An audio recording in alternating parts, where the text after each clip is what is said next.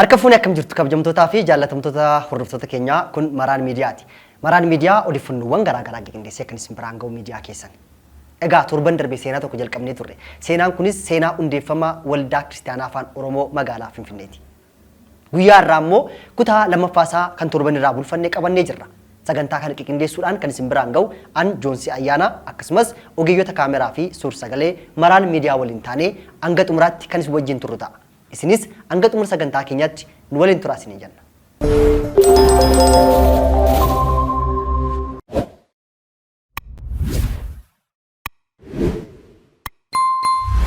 Egaa kutaa tokkoffaa sagantaa keenya torban darbeetiin haala jalqabbii hundeeffama waldaa Kiristaanaa Afaan Oromoo magaalaa Finfinnee ilaallee turre. Guyyaa irraa kan immoo kutaa lammaffaasaa qabannee jirra. Akkuma yaadatamu kutaa tokkoffaasaa keessatti abbootiin yeroo sana rakkoo kana ilaalaa turan wal arganii mari'atanii dhimma kana gara tokkotti deebisuudhaaf akka wal arganii haasa'an kaafnee turre. Obbo Faqqadee Jiraataa fi obbo Haayiluu Tarfaasaa jechuudha. Beellama isaanii sanaa booddee namoota 16 maqaadhaanii beellama taanutti qabatanii waliin dhufuudhaaf wajjin mari'achuudhaaf dhimma kanas kaasanii irratti haasa'uudhaaf mari'atanii addaan ba'an. Sana booddee maaltu ta'e? Kutaan lammaffaa qophii keenyaa irraa kanarraa jalqaba. Isa booddee pirezidaantiin Makaana Yesuusii lubni yaada isaan turanii dhaqee wajjin haasan naannoo baay'eetti gammadanii yoo dhageessan akka waananii maqamaatu jira naannisu waan ta'eef akka waan anjalina hojjettee kan fakkaanne ijoollee dhumti kunii afaan isaaniin dubbii waaqayyoo baranii hosteera kana keessatti moo damdolloo durii afaanii Oromootiin waaqessaayyuu turanii jedhama hunduu dhaga'u. Isuma kana goonaa kan goonu Makaana Yesuus irra miseensa ta'an duwwaa wajjin goonaa jedhee timnaan haa ta'uu naan jedhee jedhan. Achi deebi'een immoo egaa namummaan koo waa jalqabuu dura waa tottolchuun jaalladha. Keessatti nama 6 ofitti waamee biiroo kootti waameen rakkina jirutti mee kanaaf asitti yoo sa'aatii booddee kadhannee erga namoonni keenya 50 caalanii yeroo nuu kennaa jennee beetel gaafanne maal ta'a yaada akkasiin qabaan jedhee 6 kana keessaa keessonni 2 hin morman. 16 kana keessaati namni jaaduwwaan nuu dhufe.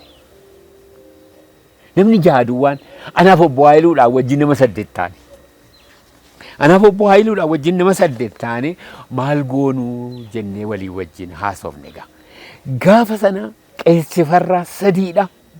Yohaannis 16 irra isa jiru nuu dubbisanii kadhannaa goonee sagantaa kana akkamitti guddifnaa jedhanii jalqaban. Amma kun eessatti LHH jedhama yeroo sana Louis Harmis Hostel addana keessatti waajjira obbo Haayiluu keessatti. Obbo Haayiluun kun jarreen kun hin dhufu maal goone akka ammaa bishaan hin jiru. Bishaan isheen koddaadhaan jalqaban kun hin jirtu. Obbo Haayiluu maal goone keessummoonni kun hin dhufe ati jedhan. Ilaa gochuun hin danda'a. Dubbiidhuma kana akkati garee fudhattu hin barbaada. Ati daabboo bittee dhufta jedhan.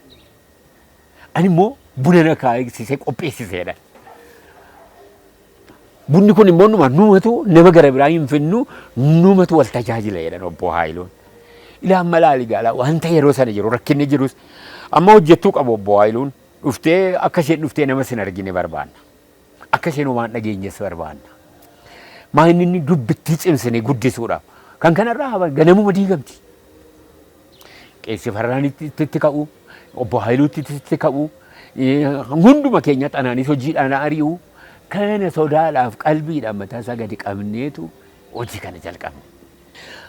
Amma inni gaafa sana namni 6 nuu dhufee nu wajjin 8 taane amma immoo waldaa hirannee baane. Waldaa hirannee baane inni tokko waldaa Uraa'el qabate.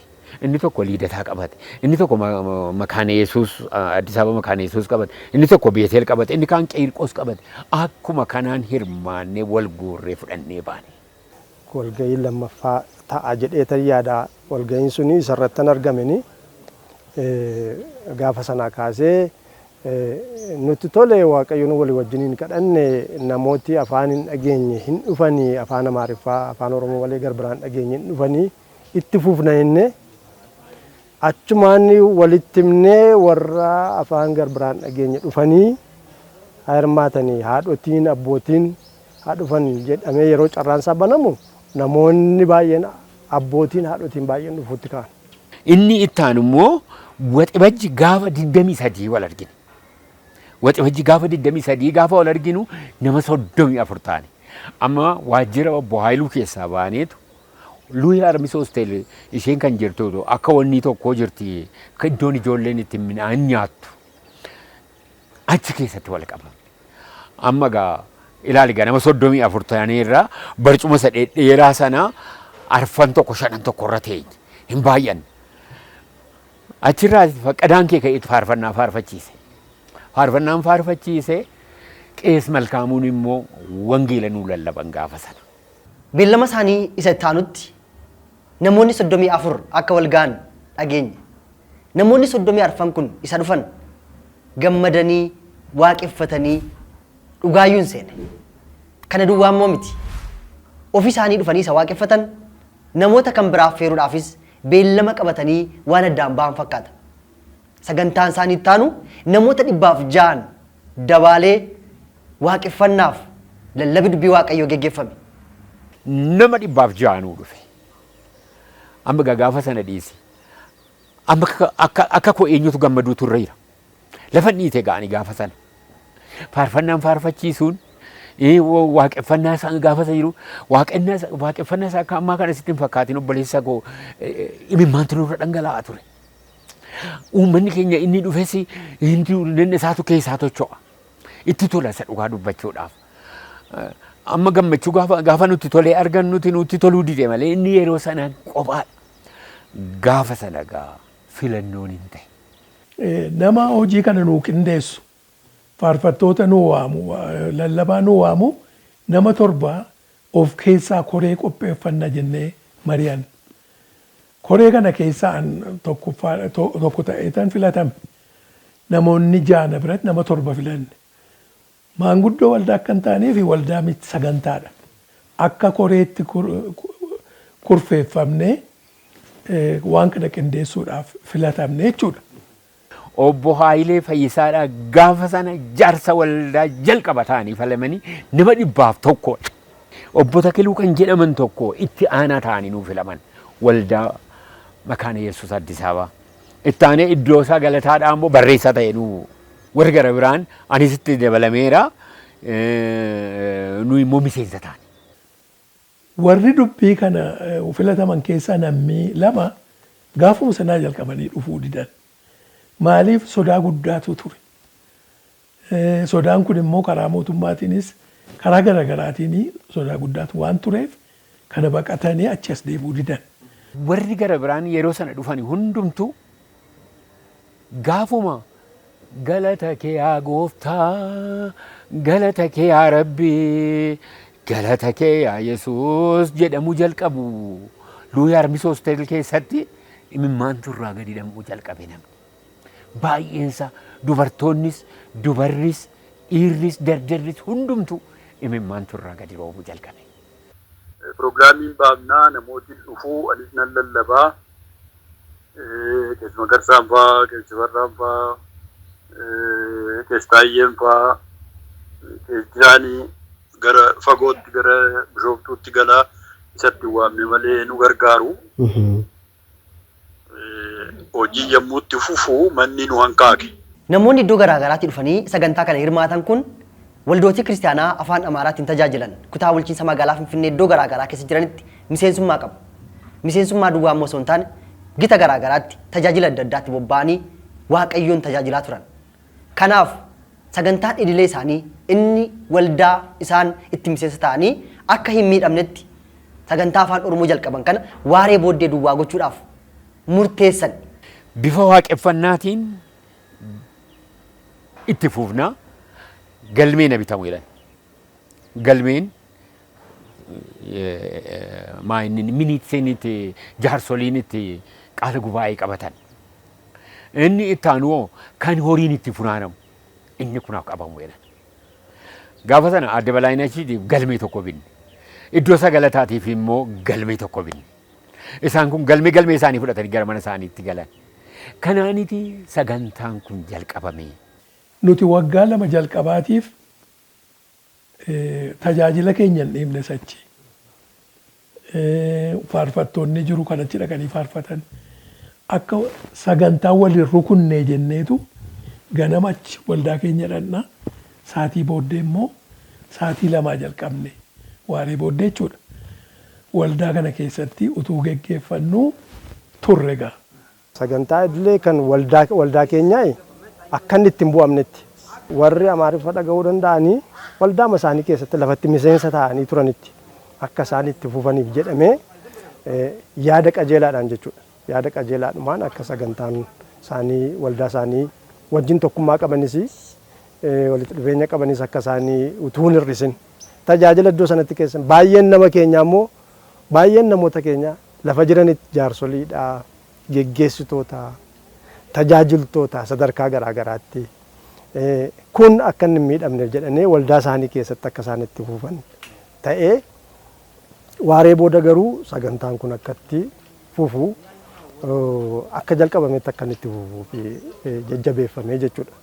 Dubbiin yeroo sana abbootiin yaada qajeelaadhaan jalqaban boodarra garuu dogoggora hubatamutti ka'e. Sagantaan idilee isaanii inni dalbata ganamaa akka jirutti ta'ee waaree booddee yeroo hundumaa wal arganii waa waaqeffataniif waldaa hundeessuu fi waldaa makkaneessus addaan kutuu fi jedhamee dogoggora hiikamutti ka'e. Ari'atamnis isaan irratti jalqabe. Isaan kun maal barbaachisaa kan jedhan jalqabaniiru. Maaliif waldaa makaana Yesuus kana iddoo lamatti hiikne kan jedhan turaniiru. Hiniirraa amma miti yeroonsaa utuu xinnoo ture maal ta'a kan jedhan turaniiru. Warruma dhufee booddee dhufanii faarfattoota ta'an keessaa jiru. Faarfattoota ciccimaa qeesii kan ta'anu turaniiru. Dhuguma dhufanii qeesii kan ta'an amma dana kan qeesii ta'anii iddoo gara biraa kan dhaqan turaniiru. Afaanuma jalqabni kanaan utuu dhimmi ishee dhimma siyaasaa ta'uu noollee kan nuun jedhan turaniiru. Dhuguman siin jedha dhimma siyaasaan ture. Dhimma afaan wallaaluu ture. Gaafa namni baay'atu mootummaanis warra nu eegan, warra nu ilaalan, warra nu to'atan nu gidduu facaasan. Baay'een isaanii dhufanii achitti hafan wangeela dhaga'anii miseensa kan ta'an baay'eedha. Iddoo kanatti geggeeffanna waan ta'eef har'a boorru waan tokko ta'a. Dhukaasirra bu'ee dhumuu sababiin isaa kan inni jedhamu siyaasa geggeessuudha kan jedhamu. Alaa siyaasi isaa ho'aadha waan ta'eef. Uummati keenya immoo cimsee duukaa bu'ee jira waan ta'eef. Wanti kun immoo magaalaa kanatti egaa akka keessummaatti ilaalamaa jira waan ta'eef akka keessummaatti akka waan ormaatti akka waan hojiin siyaasaa akka wanta hojiin siyaasaa geggeeffamutti ilaalamaa jira waan ta'eef garuu hojiin siyaasaa keessa hin jiru, fedhiin siyaasaa keessa hin jiru, ilaalchi siyaasaa keessa hin jiru, dhimmichi dhimmuma wangeelaati. Haa ta'u malee sagantaan waaree booddee kan afaan Oromootiin mooraa Luwis Armis keessatti geggeeffamu jabaatee cimee itti fufe. Amantoonnis baay'achaa kutaa bulchiinsa magaalaa Finfinnee gola hundumaa keessaa dhufanii hirmaachuu itti ka'an. Kanaaf yeroo sana namoonni koree hojii kana qindeessuudhaaf filataman namoonni 7 mari'atanii namoota magaalaa Finfinnee keessa yeroo dheeraa jiraatan garuu sababa rakkoo afaaniitiin barumsa amantii cimsannaa kan hin baratin akka isaan barataniif murteessanii barsiisuu jalqaban. Kana booddee isaanis jedhanis isaan kun jedhanis amma abidda fura qabate ta'e. Hinuma boba'uu jalqabe. Attamitti dhufe hin jennu dhugaadha qeeraadhaa dhufuu jalqabe. Inxooxxoodhaa dhufuu jalqabe. Saansuziidhaa dhufuu jalqabe. Fagoo fagoodhaa kan jiru dhufuu jalqabe. Maal goona egaa haa itti hafuufu malee.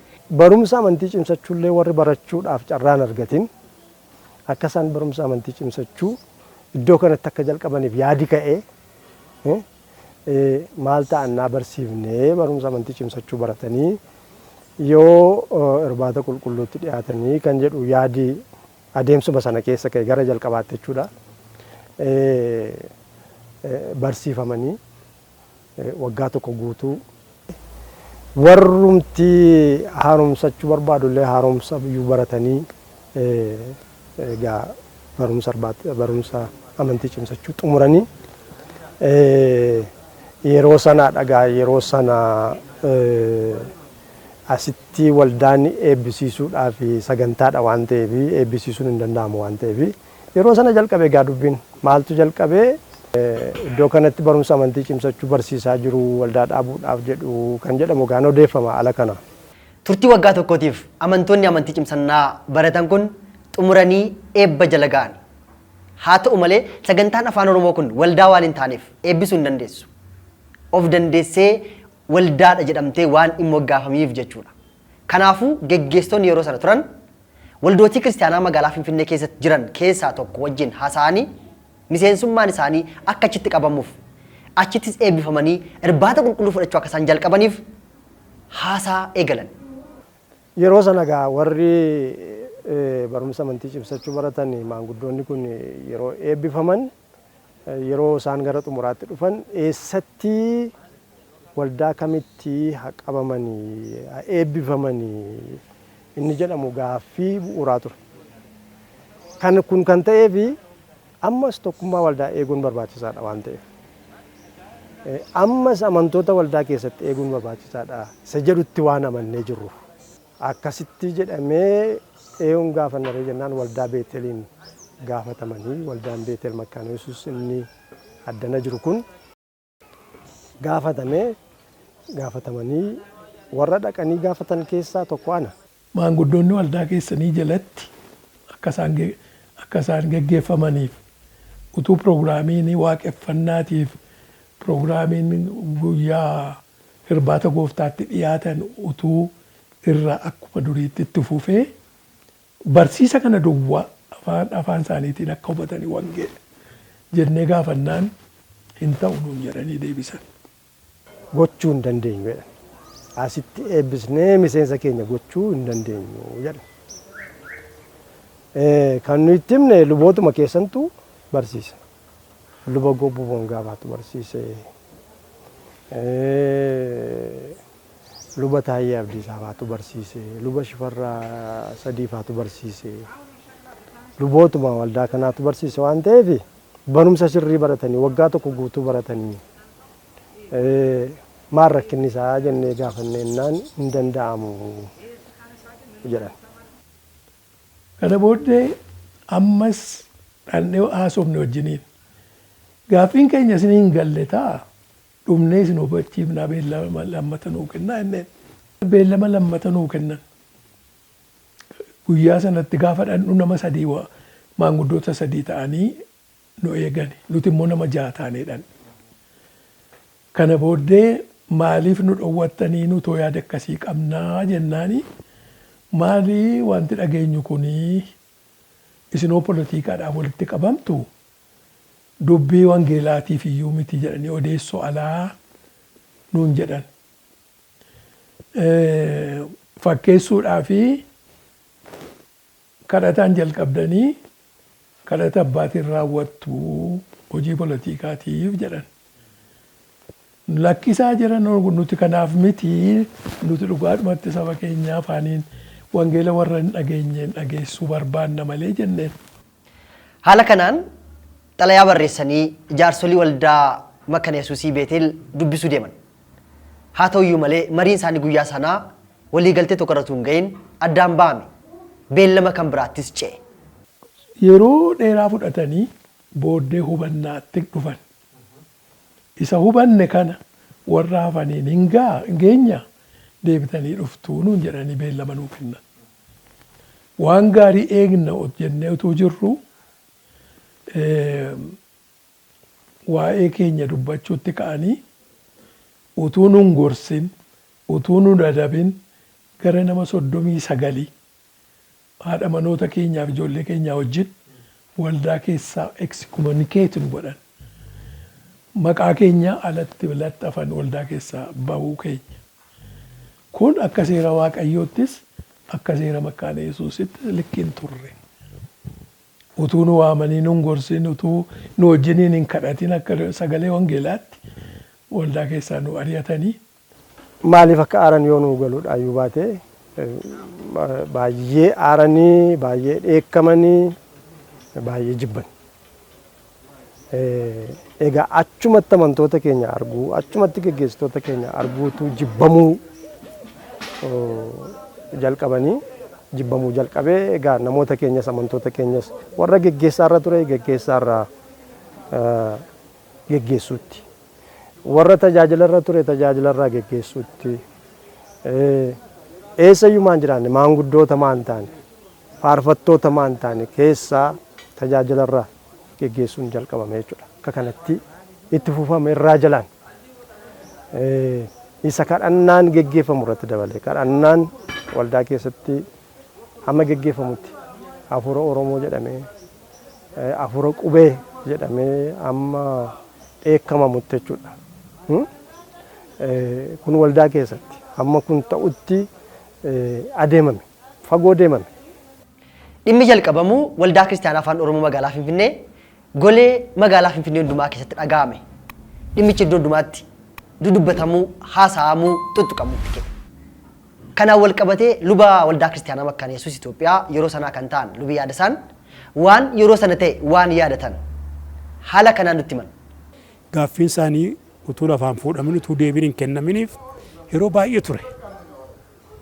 Akkuma ixaa ta'een ani pirezidaantii ta'ee filame. Yeroon filamu dubbiin kun achuma taa'ee ture booddee sinodoositti dabarfatan sinodoosiinis warri kun warri Beetel waldaan Beetelii gaaffii akkasii dhiyeessinaanii kan warqaa fuudhu deematti deebinuu kennuu dide isin immoo deebinuu kennan Finfinneetti sinodoositti dabarsan.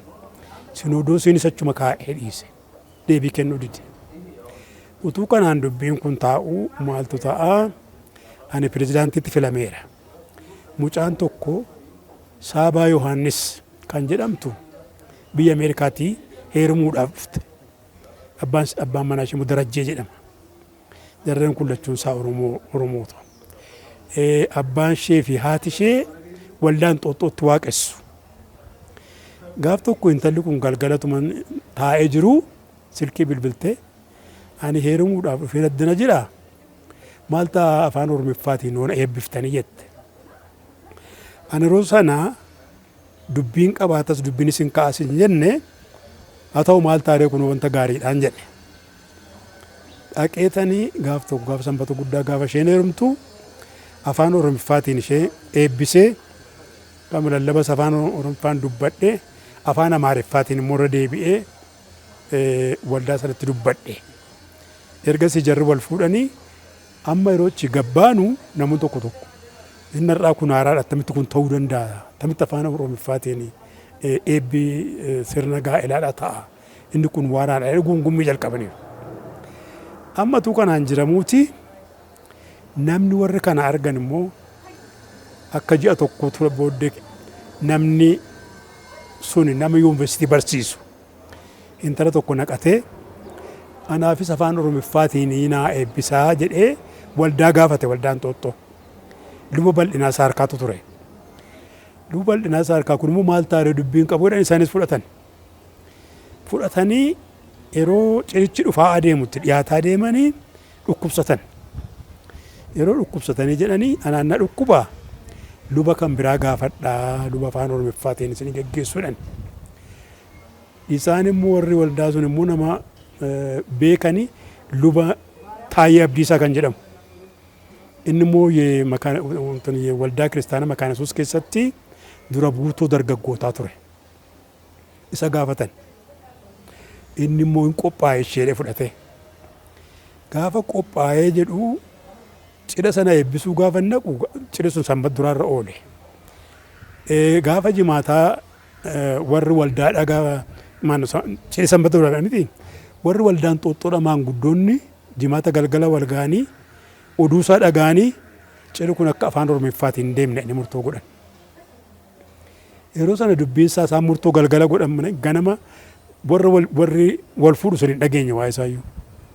Yeroo isaan ganama cidha guurratanii namoota fuudhanii amaamota guuranii dhaqanii lakkii murtoon ta'eeraa cidhi kun afaan Oromiffaatiin geggeeffamuudhaan. Qeesiin sun afaan Oromiffaatiin qophaa'eeraa waldoonni afaan Oromiffaatiin taa'ee qophaa'aniiru.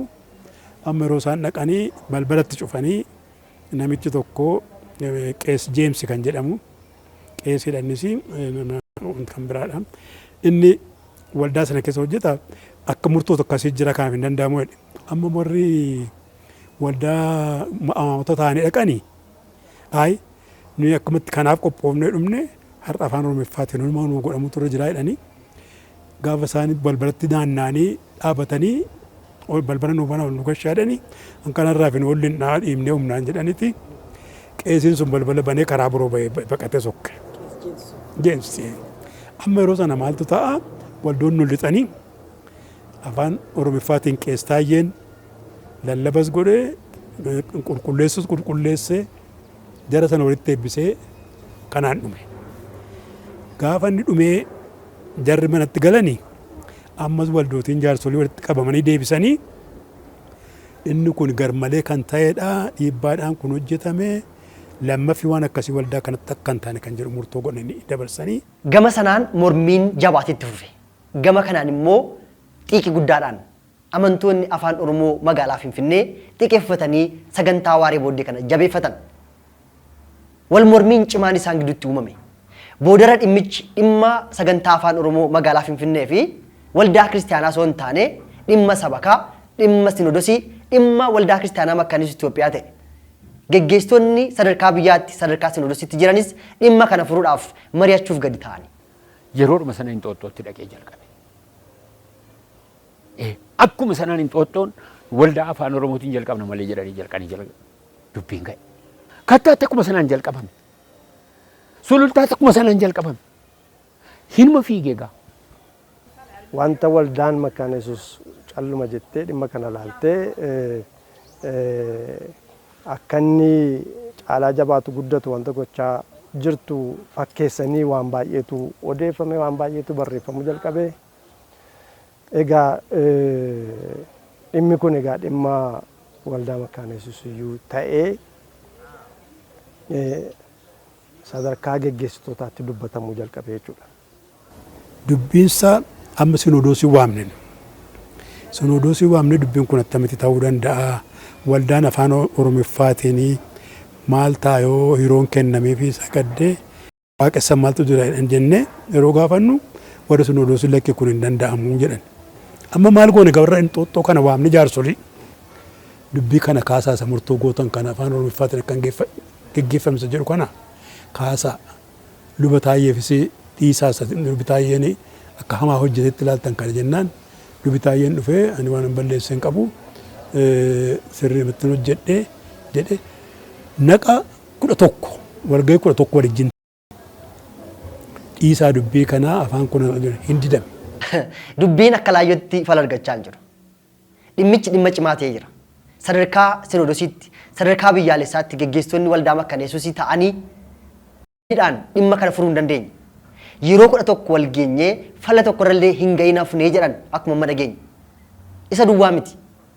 Dhimmi amantoota amantii cimsannaa baratanii eebbifamanii irbaata qulqulluutti dhiyaachuu qabanis rarree hafee jira. Falli jiru maali? Gaaffii kanaaf kana fakkaatan kutaa itti aanu keessatti qabannee kan isiniif dhiyaannu ta'a.